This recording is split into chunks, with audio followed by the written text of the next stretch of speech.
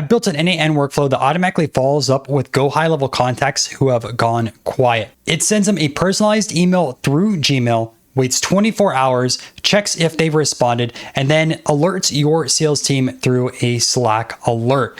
In addition, it also logs it in Google Sheets and finds the sentiment behind the message. In today's video, we're going to be building this step by step from scratch, and let's get started. I want to start this workflow with two different approaches. One, a manual approach, and then also with a set schedule. So we'll look for two different triggers to build this out. The first one should be a manual execution. So whenever we want to run this, it allows us to do so. And the second one we're going to look for is a schedule trigger. And feel free to set this up however you like. But when you go into a schedule trigger, you can set this up for every day, hours, weeks, months. You would probably want to set this up for a daily refresh. So set that up over here. And then days between trigger 1, and then set a specific hour. Maybe you want to set this as like business hours, 9 a.m. And if you're curious, like how does n8n actually choose your time zone? You can choose that within your settings. So if you go into settings over here, you can see mine is America, New York, because I'm on the East Coast. So make sure that your time zone is correct based around the customers that you are taking on. Okay, so our next step is going to be a GoHighLevel node. And there's actually a lot of GoHighLevel nodes in n8n, which makes it really awesome. So we're going to go over here and then look for GoHighLevel, so GHL, and you'll see that it populates as high level in here. And you can see that there's 17 different actions on here. So you can create contacts, you can delete a contact, get contacts, and you can also create an opportunity, delete opportunity, get an opportunity, create a task. Ideally, what we want to do is get many contacts. So we're going to go and find that one, which is right over here. And we're going to sign in with our GoHighLevel account. Then make sure that you have a contact, get many. You can choose to return all, or you could set a limit. I'm just going to keep this by default for now for this workflow, but feel free to return all of these over here.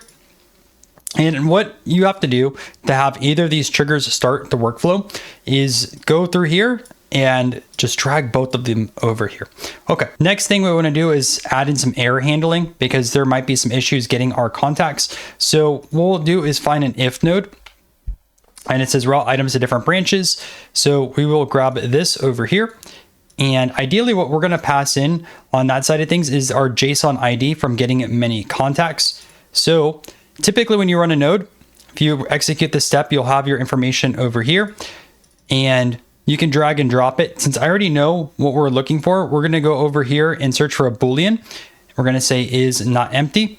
And what we're going to do is paste in an expression. So click on this expression side of things.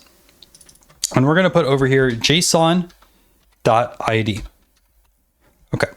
So start the workflow, we get the contacts, we see if it's successful or not. If we don't have this being successful, we need to log our errors somewhere. So what we're going to do is look for a way to do that. And there's a lot of different ways that you could set this up. You could go and set this up as a data table directly here in n8n. And what I would do is essentially insert a new row in a table. Let's imagine you have an error handling table already. So if this is not valid, you would want to insert a row specifically on that side of things and whatever error that you have across the board. So paste that in.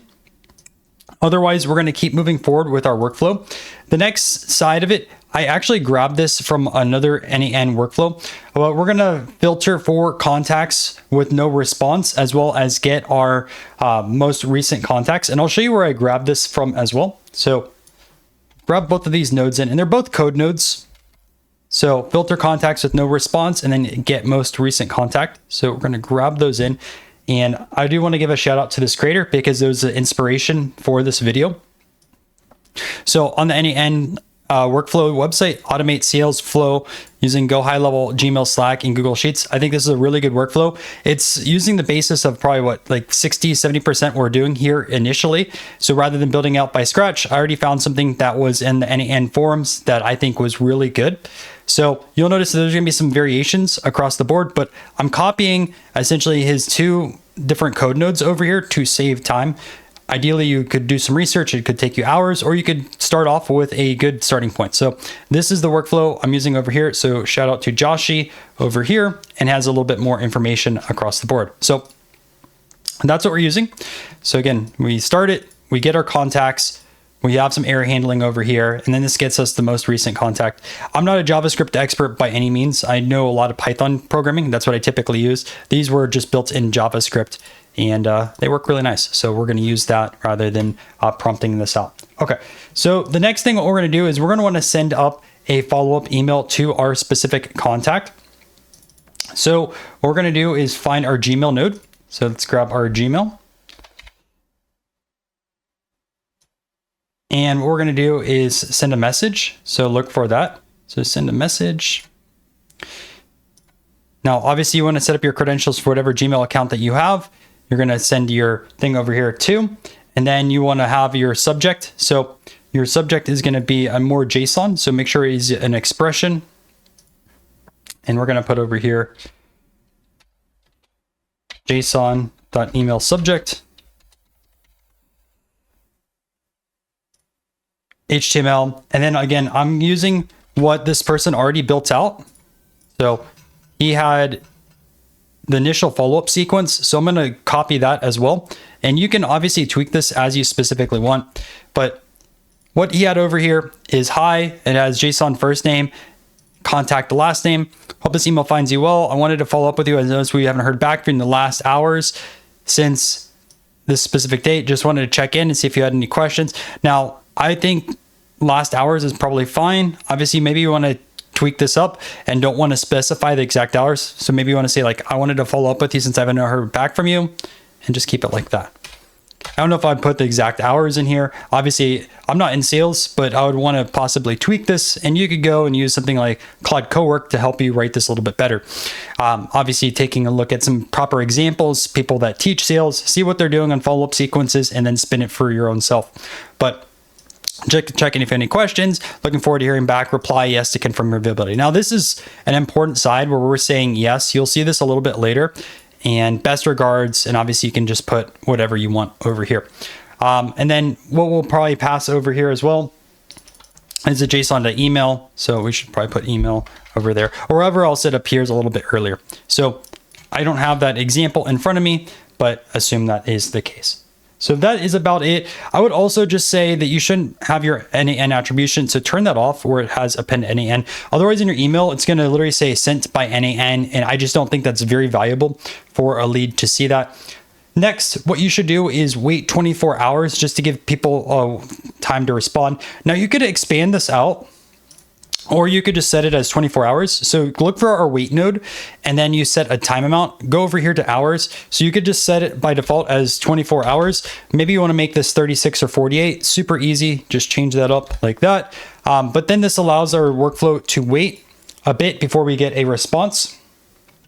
The next thing we're going to do is find another Gmail node. So we're going to go back into Gmail, and then we're going to retrieve an email response thread. So look over here and find and get a thread, which is right there.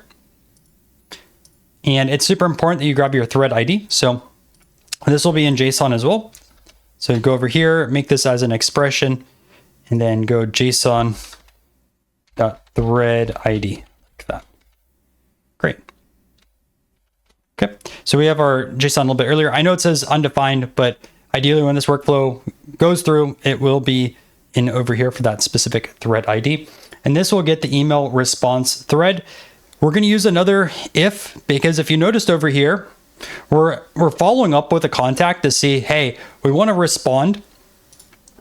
And if they say yes, we want to confirm some type of appointment or send this over to our sales team. If they don't respond with yes, then we want to ignore that. So what we're going to do is go to this if node over here.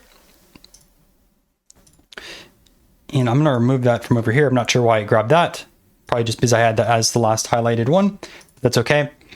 And then we're going to respond back. So not respond back, but we're going to check that they respond back. Then we're going to look for a $sign. We're going to say JSON.messages one.snippet. And then we're going to say contains because someone could say yes wherever else in the email. So look for string contains, and then we're going to say the value yes. And we're going to do an added condition. We're going to say or, and we're just going to make this capitalized just in case someone has that there. So we're going to say string contains yes. And then I'm going to go over here and choose also ignore case, which actually we don't need the second one. We just need to make sure ignore case is over here, because you could have capitalized yes. You could have something like yes, yes. So ignore case will allow for any of those variations when you have that specifically chosen in over here. Initial template I'm looking at does not have that, but it's really important. Okay. So now what I want to do is take a look at the sentiment behind these specific emails. You could also like take a look at classifying them or whatever else that you specifically want. In this case, maybe I want to do a sentiment analysis and like see if people are interested or they're like lukewarm. Okay, so I know I used an if over here. I'm actually going to modify this and make it a switch. So I was thinking of something to expand this out, and I want to follow up again if someone stops responding. So I feel like a switch is going to work best, and we're going to build out 3 different scenarios. So what I'm going to do is have 3, and I'm going to rename this over here as yes, and rename this one as no, and then we'll have a third one, which is our default option, which is our fallback output. So this time we'll have this over here. Our first one is if it contains yes. So go over here, string contains, we'll say yes. I'm also going to modify this over here, and I should say 2 nodes back. We're actually going to have a no over here. Say if not respond back no. Then, because we want someone to have an escape sequence if they don't want this, we don't want to keep spamming them over and over again. So we're going to do the same thing this time for no. And we're just going to look for no. We're going to say contains. Great. And then we're doing a fallback over here. And I'm going to also relabel this fallback as well. We're going to say extra output. We're going to add an option, rename fallback, and have no response. Okay. 3 different sections. We have a yes section, a no section, and then the no response. Let's start off with the easiest, which is going to be the yes section. The first part of it, I want to do some sort of sentiment analysis to see kind of like how interested they are in the product. Maybe sentiment isn't the best approach on this case, but I feel like it should be fine. We could also do some sort of classification.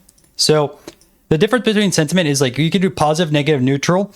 But if you go into your AI nodes and you go and look for other AI nodes, I believe it should be under this section, or it's going to be actually in the other one. They've updated this a little bit. You have a text classifier, and we could classify it like very interested, subtly interested, not interested at all. Or we could do some sort of sentiment like they have a positive response, a neutral, or a negative response. Obviously, the part of this is going to be based off of fine tuning it and what type of response you want. For ease of use, I'm going to use a sentiment analysis over here.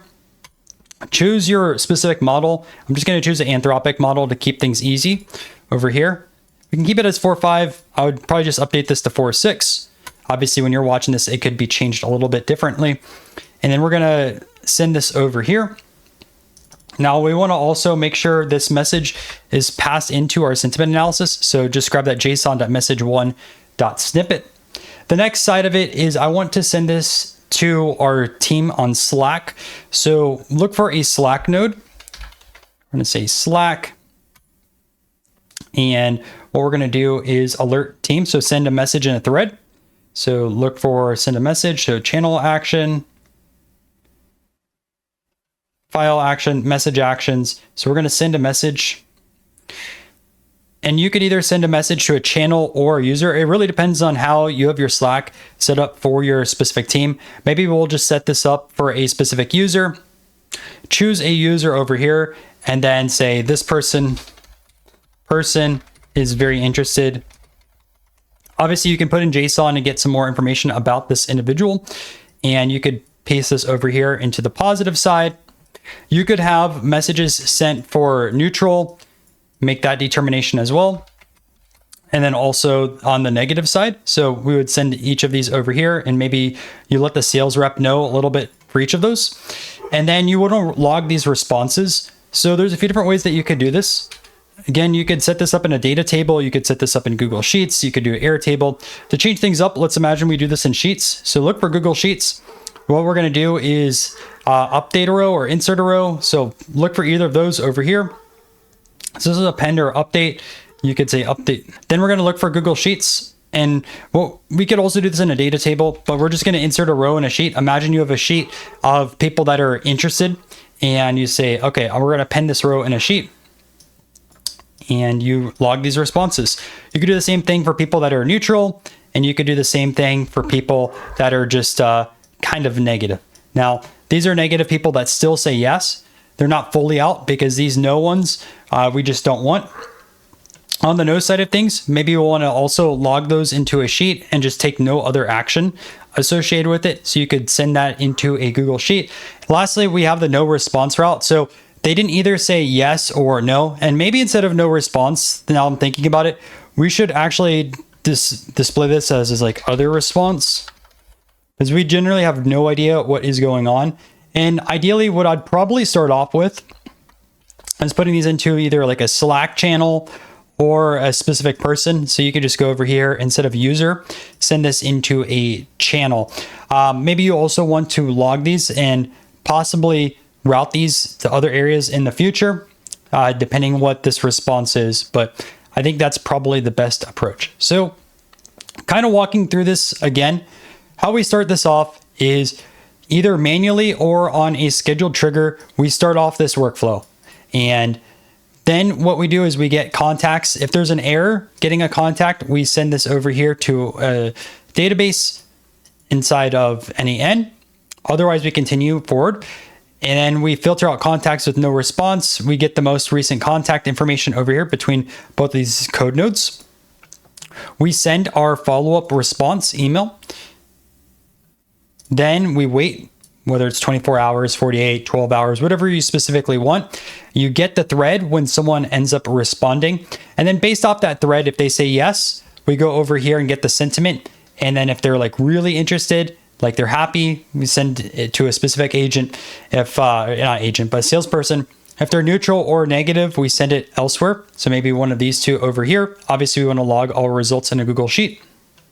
If they're not interested, we just log these in Google Sheet. And lastly, if there's no response that says yes or no, this is kind of outside our realms. So we want to send a message in Slack over here and kind of deal with that situation. Okay. And then lastly, if you want to take this really to the next level, you can go back into GoHighLevel and update a contact. So just go for high level, and you can see that we could update a contact. So we want to pass in a contact ID, but then you would want to look for something like a custom field, a do not disturb, or some sort of tag, and just update them based off of this information here, as well as this no. And I wouldn't really do anything with this one over here as of yet until you see what type of responses you're getting back. You need to really collect data to figure out that side of it.